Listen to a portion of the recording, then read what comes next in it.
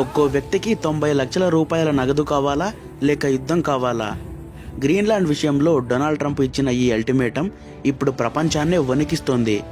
China రష్యాలకు check పెట్టాలన్నా, అక్కడున్న అపర ఖనిజ సంపదను దక్కించుకోవాలన్నా ఆ దీవి అమెరికాకు దక్కాల్సిందేనని ట్రంప్ తెగేసి చెబుతున్నారు.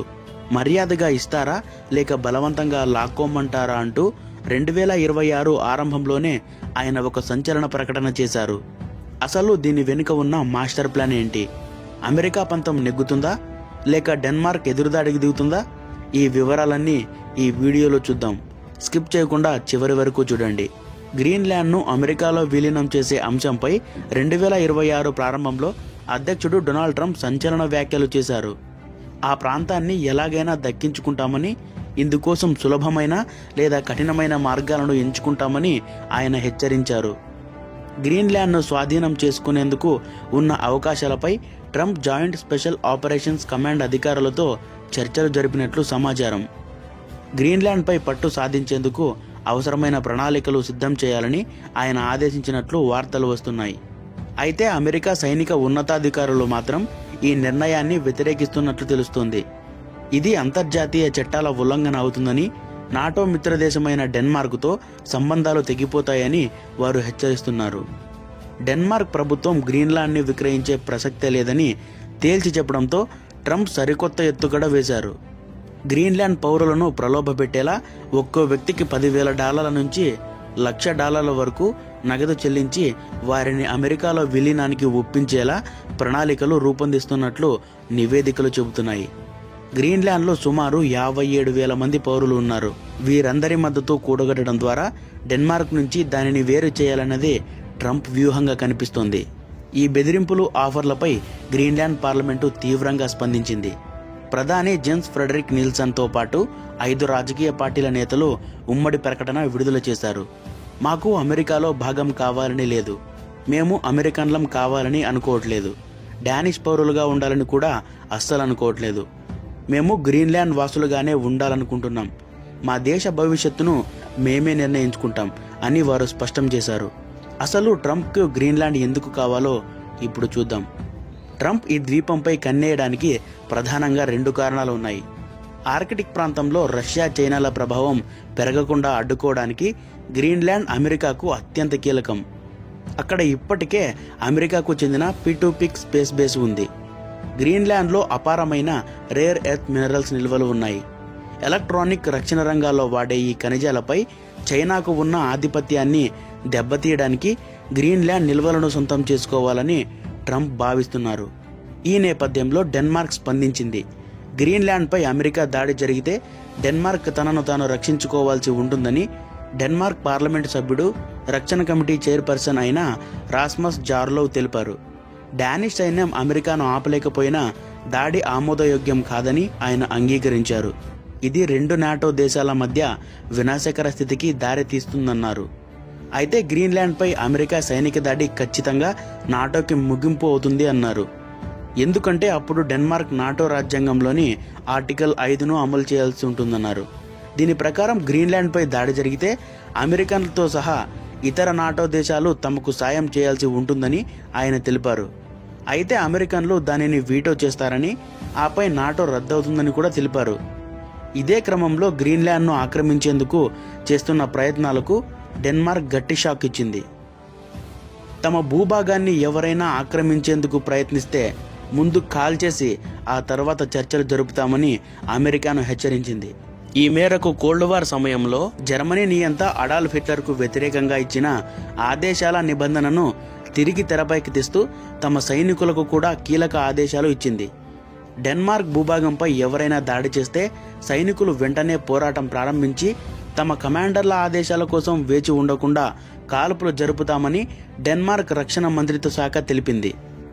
ఏదైనా విదేశీ దళం డెన్మార్క్ భూభాగాన్ని బెదిరిస్తే ఆదేశాల కోసం వేచి ఉండకుండా దళాలు ముందుగా కాల్పులు జరపాలని స్పష్టంగా పేర్కొంది. వాస్తవానికి 1940 ఏప్రిల్లో నాజీ జర్మనీ డెన్మార్క్పై దాడి చేసినప్పుడు ఈ రూల్ను తీసుకొచ్చారు. దీని ఫలితంగా డెన్మార్క్ దేశంలో కమ్యూనికేషన్లు పాక్షికంగా దెబ్బతిన్నాయి. అది నేటికి అమల్లోనే ఉంది. గ్రీన్లాండ్లోని డెన్మార్క్ సైనిక అధికారమైన జాయింట్ ఆర్కిటిక్ కమాండ్ చివరికి ద్వీపంపై దాడిగా పరిగణించబడే వాటిని అంచనా వేసే సంస్థ. అమెరికా అధ్యక్షుడు డొనాల్డ్ ట్రంప్ డెన్మార్క్ పర్యవేక్షణలో ఉన్న గ్రీన్లాండ్పై దృష్టి సారించి అవసరమైతే బలవంతంగా స్వయం ప్రతిపత్తి కలిగిన భూమిని తమ ఆధీనంలోకి తీసుకుంటామని పదే పదే బెదిరిస్తున్న నేపథ్యంలో ఈ రూల్ మరోసారి తెరపైకి వచ్చింది. బ్రిటన్, ఫ్రాన్స్, జర్మనీ వంటి దేశాలు డెన్మార్క్కు మద్దతుగా నిలిచాయి. గ్రీన్లాండ్ సార్వభౌమాధికారాన్ని తాము గౌరవిస్తామని ఆ దేశాలు స్పష్టం చేశాయి. కానీ పరిస్థితి చాలా ఉద్రిక్తంగా ఉంది. వచ్చే వారం అమెరికా విదేశాంగ మంత్రి మార్కో రూబియో డెన్మార్క్ ప్రతినిధులతో చర్చలు జరపనున్నారు. ఈ చర్చల ఫలితంపైనే యుద్ధం ఉంటుందా లేదా అనేది ఆధారపడి ఉంటుంది. అయితే మన వీడియో ముగుస్తుంది. వీడియో కంటెంట్ఫుల్ గా అనిపిస్తే లైక్ చేసి కామెంట్ చేయండి. ఇంకా ఎవరైనా మన ఛానల్ని సబ్స్క్రైబ్ చేసుకోకపోతే సబ్స్క్రైబ్ చేసుకుని బెల్ ఐకాన్ ఆన్లో పెట్టుకోండి. Love you all. మన పొరుగు దేశం బంగ్లాదేశ్కి మన గంగా నది నీళ్ళు అంటే ఎంత ప్రేమో తెలుసా? ఎందుకంటే ఎండాకాలంలో నీళ్లు రాకపోయినా మందే తప్పు, వర్షాకాలంలో వానలు ఎక్కువైనా వరదలు వచ్చినా మందే తప్పు. వీళ్ళ గోల చూస్తుంటే అత్త మీద కోపం దుత్త మీద చూపించినట్లు ఉంటుందండి. అసలు ఈ ఫరక్కా డ్యామ్ కదేంటో వినండి. విషయం ఏంటంటే కోల్కతా ఓడరేవులో మట్టి పేరుకుపోకుండా ఉండడానికి మనోళ్ళు 1975లో ఫరక్కా దగ్గర ఒక బ్యారేజీ కట్టారు. అప్పటి నుంచి మొదలైందండి అసలు సినిమా. ఎండాకాలం వచ్చిందా భారత్ నీళ్ళన్నీ తాగేస్తుంది, మాకు చుక్క కూడా ఇవ్వడం లేదు అని ఏడుస్తారు. సరే కదా అని వర్షాకాలంలో గేట్లు ఎత్తామా, అయ్యో భారత్ కావాలనే వరదలు వదిలి మమ్మల్ని ముంచేస్తుందని గొడవ చేస్తారండి. అసలు ఈ డ్యామ్ని కట్టడానికి గల ముఖ్య ఉద్దేశం ఏంటంటే గంగా నది నీటిని హుగ్లీ నది వైపు మళ్లించడం, తద్వారా కలకత్తా ఓడరేవులో పేరుకుపోయే పూడికను తొలగించి ఓడల రాకపోకలకు ఆటంకం లేకుండా చూడడం. కానీ ఈ వివాదాన్ని పరిష్కరించడానికి 1996లో భారత్ బంగ్లాదేశ్ మధ్య 30 ఏళ్ల ఒప్పందం కుదిరింది. దీని ప్రకారం జనవరి నుంచి మే వరకు నీటిని పంచుకోవాలి. 2026లో ఈ ఒప్పందం ముగిసిపోతుందండి. అందుకే ఇప్పుడు ఈ టాపిక్ మళ్ళీ హాట్ టాపిక్ అయింది. అందుకు వీళ్ళు ఏం చేస్తున్నారు తెలుసా? ఫరక్కాకి దిగువన కొత్తగా పద్మా బ్యారేజ్ కడతామని ప్లాన్ చేస్తున్నారు.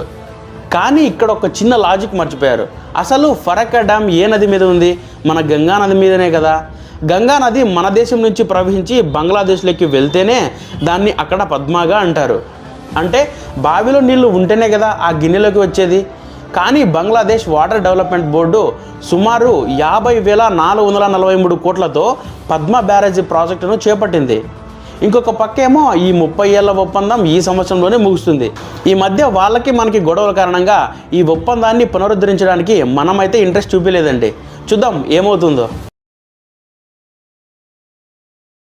అది బంగాళాఖాతం. నిశ్శబ్దంగా ఉన్న సముద్ర గర్భం ఒక్కసారిగా బద్దలైపోయింది. నీటిని చీల్చుకుంటూ ఒక అగ్నిగోళం ఆకాశంలోకి దూసుకెళ్ళింది. ప్రపంచానికి తెలియకుండా, శత్రువుల రాడార్లకు చిక్కకుండా భారత్ తన బ్రహ్మాస్త్రాన్ని సంధించింది. అదే K4 బ్యాలిస్టిక్ మిసైల్. ఈ పరీక్ష డిసెంబర్ 2025 3వ వారంలో జరిగింది. సాధారణంగా ఇలాంటి ప్రయోగాలు చేసే ముందు ఆ ప్రాంతంలోకి విమానాలు కానీ ఓడలు కానీ రాకుండా హెచ్చరికలు జారీ చేస్తారు. కానీ భారత్ ఈసారి చాలా వ్యూహాత్మకంగా వ్యవహరించింది. పాకిస్తాన్, చైనాలకు అనుమానం రాకముందే పని పూర్తి చేసింది. నిజానికి భారత్ ఈ ప్రయోగం గురించి అధికారికంగా ముందే ఎలాంటి ప్రకటన చేయలేదు. రక్షణ మంత్రిత్వ శాఖ లేదా DRDO నుండి ఈ ప్రయోగానికి సంబంధించిన అధికారిక ప్రకటన అది సక్సెస్ అయ్యేంత వరకు విడుదల కాలేదు. అంతర్జాతీయ నిబంధనల ప్రకారం విమానాలకు మరియు ఓడలకు ముప్పు కలక్కోకుండా భారత్ నోటం జారీ చేసింది. కానీ అందులో ఏ మిసైల్ని ప్రయోగిస్తున్నారో అస్సలు చెప్పలేదు. కేవలం మిసైల్ టెస్ట్ అని మాత్రమే ఉంది. ముందే చెప్పకపోవడానికి కారణం ఏంటంటే అణ్వాయుధ సామర్థ్యం ఉన్న సబ్మెరైన్ మిసైల్ టెస్ట్లను భారత్ అత్యంత రహస్యంగా ఉంచుతుంది. దీనినే స్ట్రాటజిక్ సైలెన్స్ అంటారు. శత్రు దేశాలకు మన సామర్థ్యం ఏంటో తెలియాలి, కానీ మన వ్యూహం తెలియకూడదు అనేదే దీని యొక్క ముఖ్య ఉద్దేశం. గత నెల రోజుల నుంచి బంగాళాఖాతంలో చైనా గూఢచర్య నౌకలు నిరంతరం తిరుగుతూనే ఉన్నాయి. భారత్ ముందే ప్రకటించి ఉంటే ఆ నౌకలు ప్రయోగం జరిగిన ప్రాంతానికి వచ్చి మన మిసైల్ పనితీరును, దాని సిగ్నల్స్ను దొంగలించే అవకాశం ఉండేది. అందుకే భారత్ షార్ట్ నోటీస్ ఇచ్చి ప్రయోగాన్ని ముగించింది. టెస్ట్ పూర్తయి మిసైల్ లక్ష్యాన్ని చేరిన తర్వాత మాత్రమే మీడియా ద్వారా ఈ విషయం ప్రపంచానికి తెలిసింది. ఈ ప్రయోగం వెనుక ఉన్న అసలైన హీరో INS అరిఘాత్. ఇది భారతదేశపు 2వ అణుసామర్థ్య జలాంతర్గామి. సముద్ర గర్భంలో కొన్ని వందల మీటర్ల లోతున ఉండి శత్రువుకి కనపడకుండా ఈ మిసైల్ని ప్రయోగించింది. భారత నావికాదళం ప్రస్తుతం శక్తివంతంగా మారుతోంది. ప్రస్తుతం మన దగ్గర INS అరిహంత్, INS అరిఘాత్ పూర్తిగా అందుబాటులో ఉన్నాయి. మూడవది ఐఎన్ఎస్ అరిధామన్ త్వరలో రానుంది. వీటితో పాటు స్కార్పిన్ క్లాస్, కల్వరీ వంటి ఇతర రకాలవి కలిపి మొత్తం 16కు పైగా జలాంతర్గాములు మన రక్షణలో ఉన్నాయి. అయితే మొన్న జరిగిన ఈ ప్రయోగాన్ని భారతదేశపు 2వ అణుసామర్థ్య బాలిస్టిక్ మిసైల్ జలాంతర్గామి అయిన ఐఎన్ఎస్ అరిగాద్ నుంచి ప్రయోగించారు. డిసెంబర్ 2025లో విశాఖపట్నం తీరంలో ఈ చారిత్రాత్మక ఘట్టం ఆవిష్కృతమైంది. ఇక్కడే ఒక అసలైన ట్విస్ట్ ఉంది. K4 అనేది ప్రత్యేకంగా అండర్ వాటర్ నుంచి ప్రయోగించడానికి తయారు చేశారు. ఈ మిసైల్ను జలాంతర్గామి నుంచి ప్రయోగిస్తే ఇది ఇన్విజిబుల్ అయిపోతుంది. శత్రువుకి ఎక్కడి నుంచి దాడి జరిగిందో కూడా అస్సలు తెలియదు. నేలపై నుండి ప్రయోగించడానికి మన దగ్గర అగ్ని సిరీస్ మిసైల్స్ ఉన్నాయి. ఆకాశం కోసం సుఖోయ్ విమానాల నుంచి ప్రయోగించే మిసైల్స్ ఉన్నాయి. కానీ K4 ఇచ్చే సెకండ్ స్ట్రైక్ సామర్థ్యం చాలా వేరు. మన దేశంపై ఎవరైనా అణుబాంబు దాడి చేస్తే నీటి అడుగున దాక్కున్న మన సబ్మెరైన్లు K4తో శత్రు దేశాన్ని నామరూపాలు లేకుండా తుడిచిపెట్టగలవు. ఈ ప్రయోగం ద్వారా భారత్ తన న్యూక్లియర్ ట్రయాడ్ శక్తిని పరిపూర్ణం చేసుకుంది. న్యూక్లియర్ ట్రయాడ్ శక్తి అంటే ఏంటంటే మన దేశం ఇప్పుడు భూమి, ఆకాశం మరియు సముద్రం ఈ 3 మార్గాల ద్వారా అణ్వాయుధాలను ప్రయోగించగల సామర్థ్యాన్ని సాధించింది. అంటే ఇప్పుడు మన దేశం కూడా అమెరికా, రష్యా, చైనా లాంటి ప్రపంచంలోనే అత్యంత శక్తివంతమైన దేశాల సరసన చేరింది. సరే, ఇక K4 మిసైల్ ఫీచర్స్ విషయానికి వస్తే ఇది సాధారణ మిసైల్ కాదు. ఇది భవిష్యత్ యుద్ధ తంత్రాలను మార్చేసే ఒక అద్భుతమైన శక్తి. దీని ప్రత్యేకతలు వింటే నిజంగా మనకి గూస్ బంప్స్ వస్తాయి. First one, pin point accuracy. ఈ మిసైల్లో అత్యంత అధునాతనమైన రిన్స్ ఉంటుంది. రిన్స్ అంటే ring laser gyro based inertial navigation system. అంటే ఇది 3500 కిలోమీటర్ల దూరం ప్రయాణించిన ఇది లక్ష్యాన్ని కేవలం కొన్ని మీటర్ల తేడాతోనే ఖచ్చితంగా కొడుతుంది. అర్జునుడి బాణంలా గురి తప్పని నైపుణ్యం దీని సొంతం. Second one, manoeuvrable trajectory. అంటే గందరగోళాన్ని పరిచే వ్యూహం అన్నమాట. సాధారణంగా ఏవైనా మిసైల్స్ లాంచ్ అవ్వగానే విసిరిన రాయిలా ఒకే మార్గంలో వెళ్తాయి. కానీ K4 అలా కాదు. ఇది గాలిలోనే తన మార్గాన్ని మార్చుకోగలదు. దీనివల్ల శత్రువుల యాంటీ మిసైల్ సిస్టమ్స్ దీనిని అడ్డుకోవడం దాదాపు అసాధ్యం. అంటే ఇది లాంచ్ అయిన వెంటనే వంకరలు తిరుగుతూ శత్రువు కళ్ళు గప్పి లక్ష్యాన్ని చేరుకుంటుంది. Third one, cold launch technology. Cold launch system. దీన్ని లాంచ్ చేసినప్పుడు సముద్రం లోపల ఉన్న సబ్మెరైన్లో ఇంజన్ డైరెక్ట్గా స్టార్ట్ అయితే సబ్మెరైన్ పేలిపోయే ప్రమాదం ఉంటుంది. అందుకే K4 మిసైల్ను గ్యాస్ ప్రెజర్ ద్వారా నీటిపైకి విసిరేస్తారు.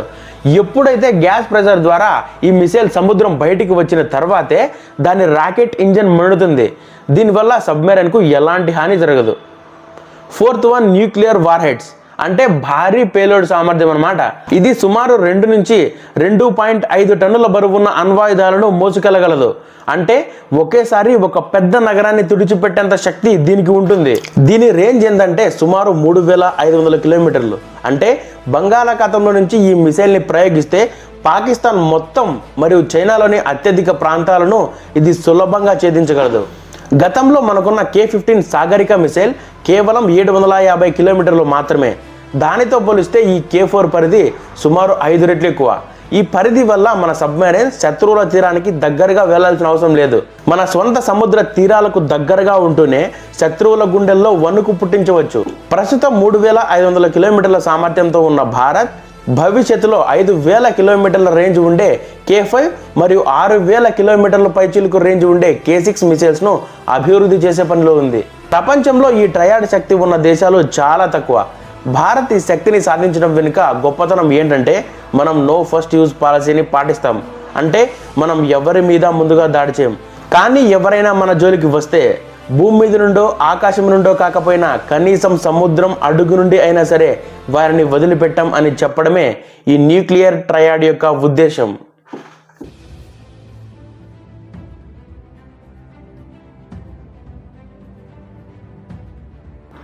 ఫ్రెండ్స్, ఇంతటితో అయితే మన వీడియో ముగుస్తుంది. వీడియో కంటెంట్ఫుల్గా అనిపిస్తే లైక్ చేసి కమెంట్ చేయండి. ఇంకా ఎవరైనా మన ఛానల్ని సబ్స్క్రైబ్ చేసుకోకపోతే సబ్స్క్రైబ్ చేసుకొని బెల్ ఐకాన్ ఆన్లో పెట్టుకోండి. Love you all.